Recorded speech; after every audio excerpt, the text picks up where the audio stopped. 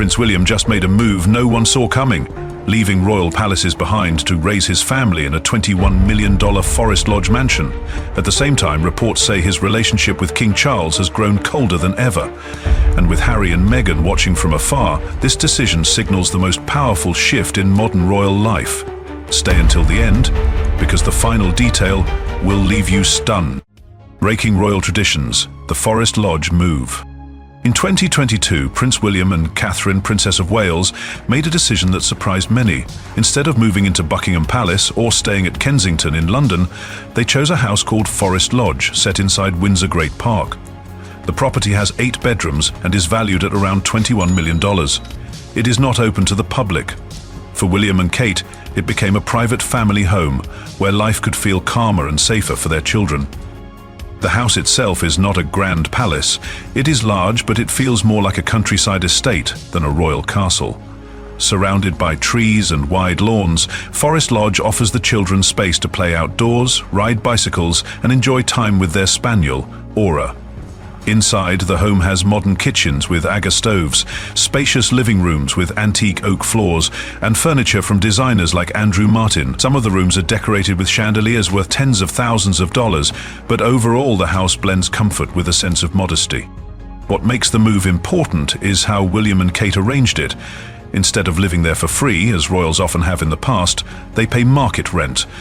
This choice shows that they want to live in a way that feels more like ordinary families, even while carrying out royal duties. For people watching the monarchy, it was a clear sign that William hopes to modernize the royal image, less focused on luxury for its own sake, more focused on family life. The location also keeps them close to Windsor Castle, where King Charles and Queen Camilla often stay. Being near grandparents means George, Charlotte and Louis can grow up with family close by, something William himself did not have in his childhood. In this way, the move was not only practical but personal, reflecting William's desire to give his children a stable and supportive environment. By choosing Forest Lodge, William and Kate showed that wealth does not always mean palaces and crowns. Sometimes it means creating a home that feels safe, private and suited to raising a family. For the future king, that is perhaps the most powerful statement of all. So what do you think? Does William's choice of Forest Lodge redefine what it means to live a billionaire royal life in the 21st century? Comment modern royalty if you believe this is his most powerful move yet. Rift with King Charles, Modernizer versus Traditionalist. In recent years, reports have suggested that Prince William and his father King Charles III do not always see eye to eye. Although both men share a deep sense of duty to the monarchy, their visions for its future appear different. Sources note that communication between them is sometimes managed through private secretaries rather than direct conversation, a sign of how carefully their relationship must be balanced. King Charles has always valued tradition. His focus has been on preserving historic estates like Highgrove House, a property he transformed with organic gardens that attract visitors from around the world. He believes the monarchy should remain closely tied to its centuries-old rituals and ceremonial duties. His public image reflects this approach, formal, steady, and connected to heritage. Prince William, however, is often described as a modernizer. His move to Forest Lodge, an 8-bedroom residence in Windsor Great Park, valued at around $21 million, shows a preference for practical family living rather than occupying Buckingham Palace or Kensington's grand apartments. Inside, the house is said to combine antique oak floors with modern designer furnishings, including chandeliers costing tens of thousands of dollars and kitchens fitted with Aga stoves. The decision to pay market rent also highlights a conscious effort to live in a way that feels closer to the public. The difference in style is clear. Charles emphasizes continuity, linking the monarchy to grand palaces like Buckingham Palace, worth billions in cultural and financial value. William emphasizes adaptability, presenting the royal family as more relatable, raising his children in an environment that feels private, yet still connected to tradition. Both approaches carry weight, but they naturally create points of tension between father and son. This generational divide has also been reflected in their public work. King Charles focuses heavily on environmental advocacy and traditional charitable projects. William, through initiatives like the Earthshot Prize, promotes modern innovation, awarding millions of dollars to global projects aimed at saving the planet. While their goals overlap, their methods differ. reinforcing the impression of two men walking the same path, but with different maps.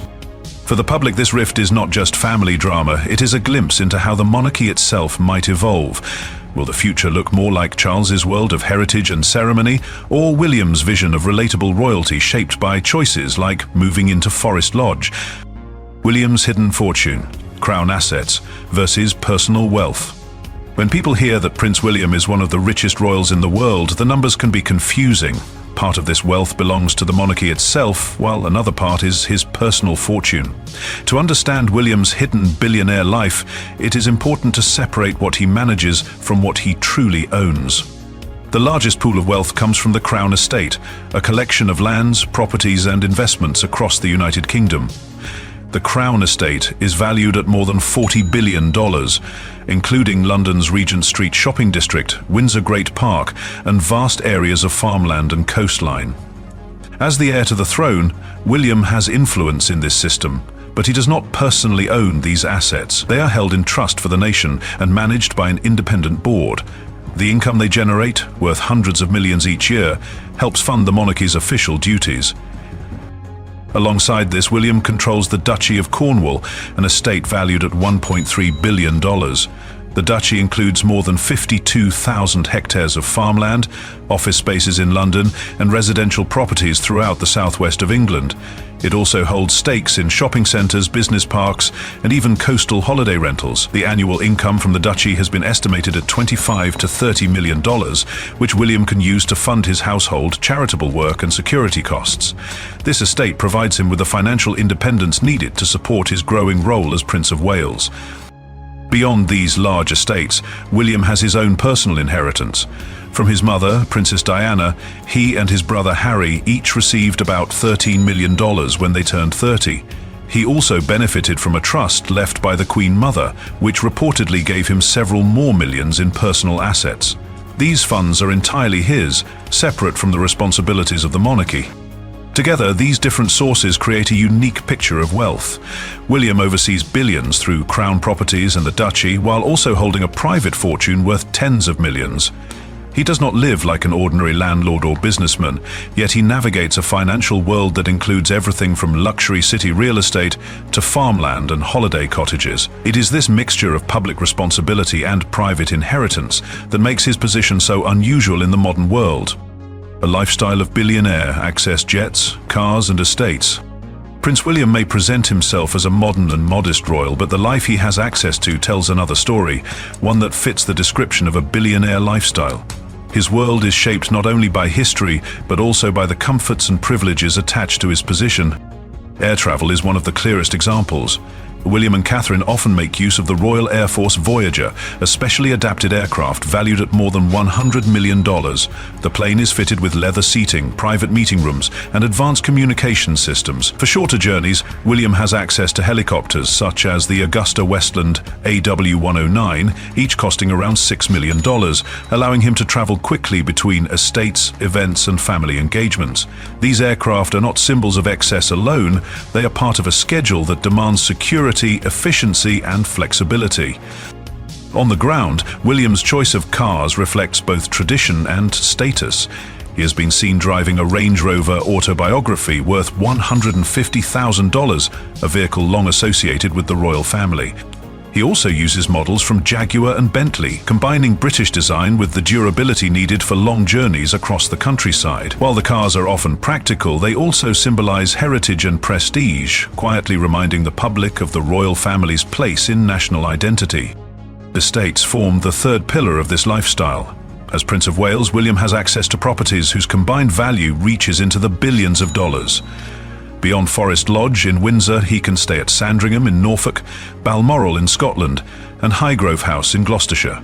Each estate is unique. Balmoral with its 50,000 acres of Scottish wilderness, Sandringham with manicured gardens and historic halls, and Highgrove famous for its organic farming and interiors decorated with antique furniture.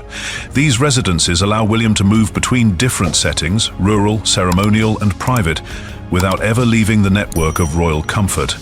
For most people, this combination of jets, luxury cars, and historic estates would represent unimaginable wealth.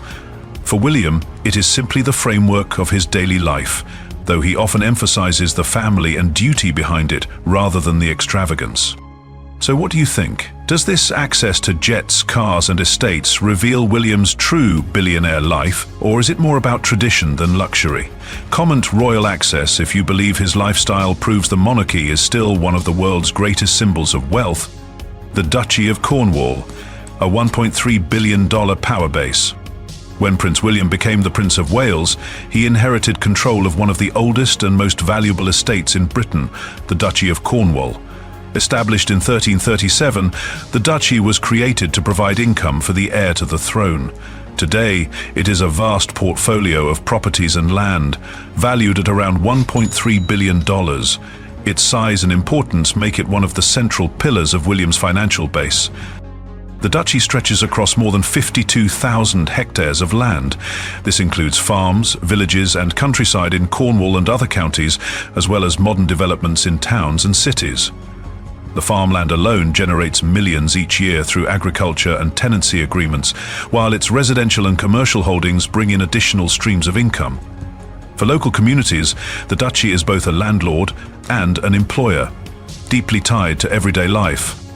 In London, the duchy owns office spaces, shopping complexes, and high-value residential properties. One well-known development is Poundbury, a model town in Dorset built with traditional architecture, combining homes, shops and businesses. The duchy has also invested in retail parks, holiday cottages and coastal areas, ensuring that its portfolio is both diverse and stable. Altogether, the estate earns between $25 and $30 million annually, which Prince William uses to fund his household and charitable projects. What makes the duchy unique is the balance between heritage and innovation. While much of its wealth lies in land and historic assets, it has also embraced modern sustainability projects. Solar farms, eco-friendly housing and organic agriculture have been introduced under the duchy's management. These initiatives reflect William's personal interest in environmental causes and echo his father, King Charles's long-standing commitment to green living. For William, the duchy is not just about wealth. It is a responsibility that connects him to centuries of tradition while also offering the chance to modernize for the future. Managing this estate means overseeing billions of dollars in assets, while ensuring that profits are reinvested responsibly. With such a wide reach, from farms and forests to luxury offices and homes, the Duchy of Cornwall represents both the financial foundation of William's life and a symbol of how the monarchy adapts to a changing world. Queen Victoria's connection, a historical anchor. Adelaide Cottage may seem modest compared to Buckingham Palace or Windsor Castle, but its history is deeply tied to one of Britain's most famous monarchs, Queen Victoria. Built in 1831 for Queen Adelaide, the wife of King William IV, the cottage later became a favourite retreat for Victoria. In the 19th century, Windsor was her main residence, and Adelaide Cottage was close enough to serve as a quiet escape from the ceremonial life of the castle. Victoria often visited the house for breakfast or afternoon tea. To make her journeys more convenient, a private road was even created, linking Windsor Castle directly to the cottage. This small detail illustrates how important the property was to her daily routine. While grand halls and throne rooms symbolized her power, Adelaide Cottage offered intimacy and privacy. It became a place where she could step away from duty, spend time with her beloved spaniels, and enjoy the gardens without the formalities of public life. The cottage also carries a sentimental mark. On its grounds is the burial place of Dash, Victoria's cherished King Charles spaniel. Dash accompanied her during her youth and early reign, and his resting spot here gives Adelaide Cottage a personal connection that no other royal residence can claim. Even today, visitors to Windsor often recall this story as part of the narrative of Victoria's attachment to her pets and her preference for private spaces. Architecturally, the house reflects Regency-wear taste with touches of royal luxury. One of its most distinctive features is a Greco-Egyptian marble fireplace, a style popular in the early 1800s.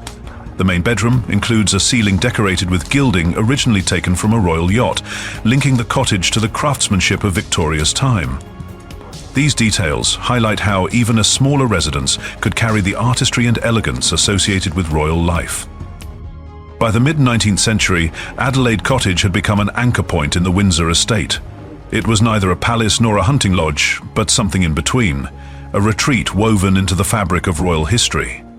Today, when Prince William and Catherine use the cottage as their family home, they are continuing a tradition begun nearly 2 centuries earlier, connecting their modern life with Queen Victoria's enduring legacy. The scandal years, Princess Margaret's affair. Adelaide Cottage is not remembered only for its royal charm and architectural beauty. In the mid-20th century, it became the setting of one of the most whispered stories in royal history. Princess Margaret, the younger sister of Queen Elizabeth II, was known for her striking style and glamorous lifestyle. While Buckingham Palace represented formality, Adelaide Cottage offered her privacy, and with it, controversy.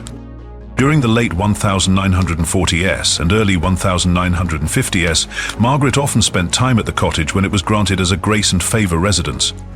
One of the tenants was Peter Townsend, a decorated Royal Air Force officer who had served as equerry to King George VI. Townsend was a war hero, admired for his service, and he enjoyed the comfort of the cottage with its 4 bedrooms, antique fireplaces, and peaceful gardens within Windsor's 655-acre estate. It was here that his close relationship with Princess Margaret deepened into romance. Their connection became public in the early 1950 SN, immediately drew headlines. At the time, divorce carried a heavy stigma in royal circles, and Townsend, a divorced man, was seen as an unsuitable match. Adelaide Cottage, with its Regency-era charm and gilded ceilings, suddenly became linked not to royal leisure, but to royal scandal. Newspapers speculated endlessly about secret meetings and the future of Margaret's role in the family. Though their romance captured the public imagination, the relationship ultimately ended under pressure from both church and state. Townsend was sent abroad and Margaret remained within the royal fold, later marrying Anthony Armstrong Jones. Still, Adelaide Cottage's reputation was forever marked. What had once been Queen Victoria's retreat now stood as the backdrop of a love story that tested the boundaries of tradition. In later years, the episode was revisited in documentaries and dramatized in the hit Netflix series The Crown. For many, it reminded them that even within gilded settings and among unimaginable wealth, the royals faced deeply personal struggles. Adelaide Cottage, modest compared to Buckingham Palace or Balmoral, became a symbol of how private moments can echo across history. Privacy and family life, a new royal model. For Prince William and Catherine, life at Adelaide Cottage represents more than just a change of address. It reflects a deliberate effort to build a new kind of royal model, one where duty and tradition still exist, but family life takes center stage. The cottage, with its 4 bedrooms and Regency-wear details, provides enough space for comfort while remaining modest, compared to palaces like Buckingham or Balmoral. The greatest advantage of the move is privacy. Set within Windsor's 655-acre estate, Adelaide Cottage offers William and Kate the freedom to raise George, Charlotte, and Louis away from the constant attention of London. The children can ride their bicycles, play football on the lawns, and walk their spaniel Aura through tree-lined paths. For William, who grew up under intense media focus, this environment ensures his children enjoy a more normal childhood despite their royal titles. The couple's life